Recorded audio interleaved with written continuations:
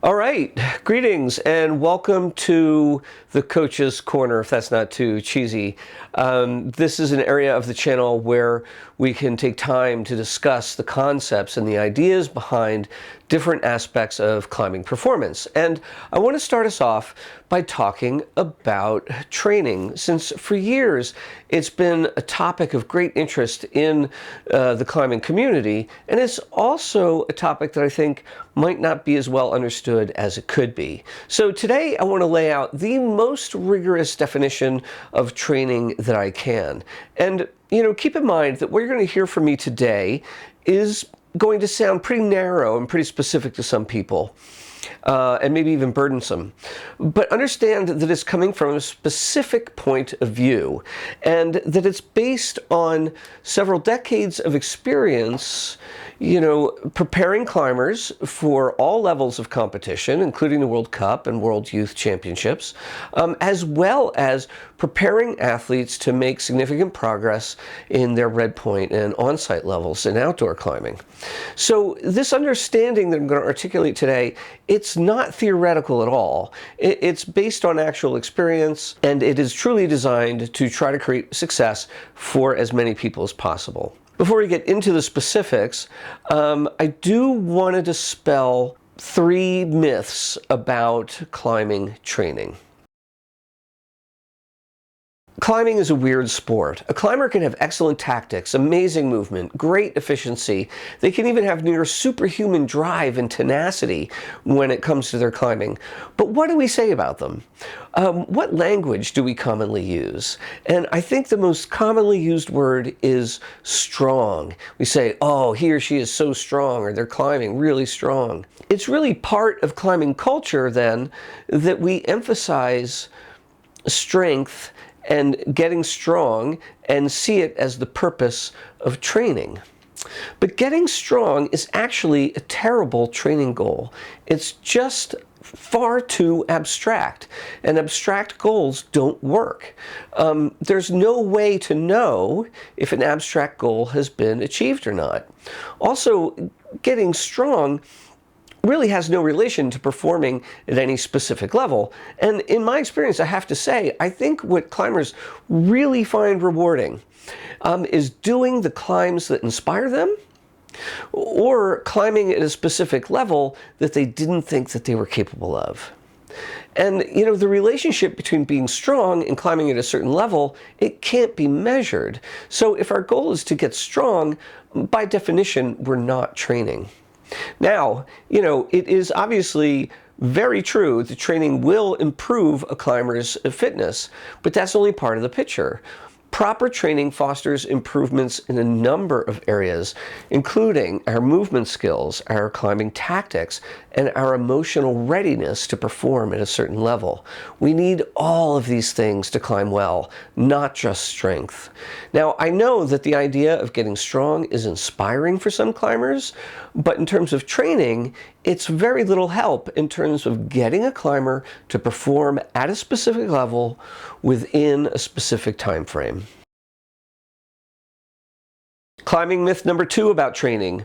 Training requires doing a certain set of specific activities.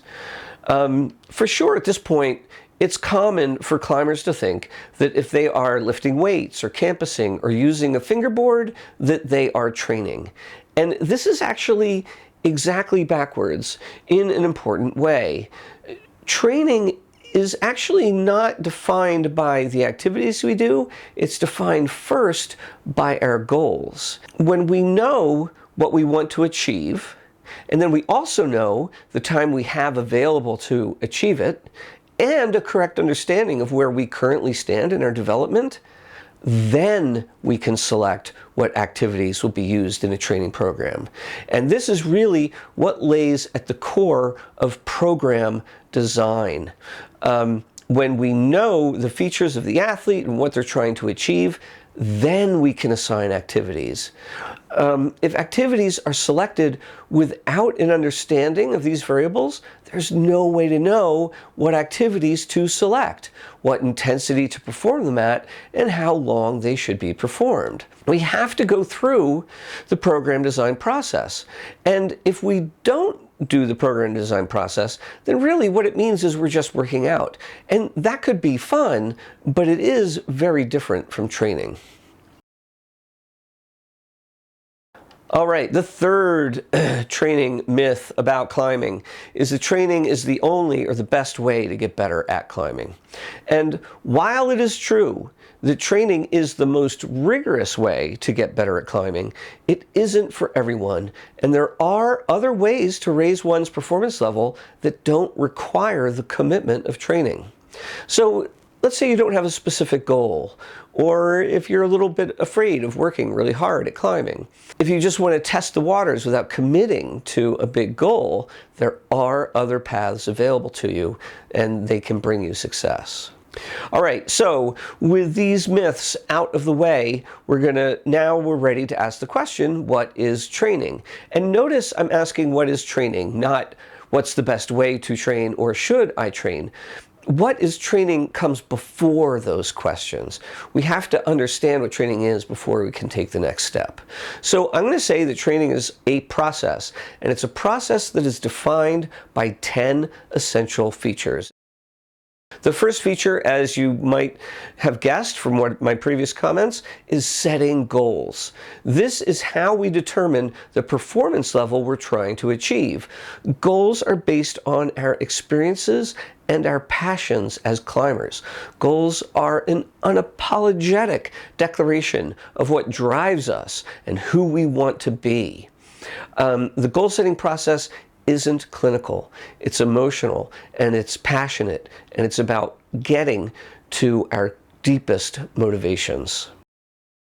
Essential element number 2 is an objective assessment of where we stand now. It's done in terms of our performance level, such as our current max red point or current consistent flash level. An assessment describes the details of our current fitness, yes, but it also looks at the sophistication of our tactics, the depth of our movement skills, and our emotional readiness to perform at a higher level. The third essential feature of training is having a time frame. When does the goal need to be met by? For competition climbers, that's sort of written in stone, and it's very much about achieving a specific performance level just prior to the date of a specific competition. For outdoor climbers, there's a little bit more leeway, but the time frame is typically measured or set in terms of when the good weather is coming, providing a higher likelihood of excellent climbing conditions. The other time frame that climbers frequently use is being ready for a road trip. People typically know in a few months in advance when they're going to be going to a road trip to an area that inspires them, and they want to be ready for it. So when you have those first 3 elements in place, then you can do number 4, program design. And what program design does is it divides the available time into phases and then assigns activities to each of those phases based on the climber's needs. And then each phase is going to build on the one before it, leading us to the ultimate goal in the correct amount of time. The 5th essential element of training is the self-acceptance of the climber. And this really is critical, because here's what happens.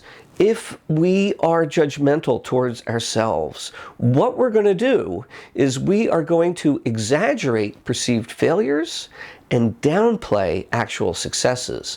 And this lowers our ability to achieve our goals. Self-acceptance means admitting that climbing is incredibly important to us. But success or failure as climbing must not be allowed to impact our core sense of self-worth. The 6th essential element of training is specificity.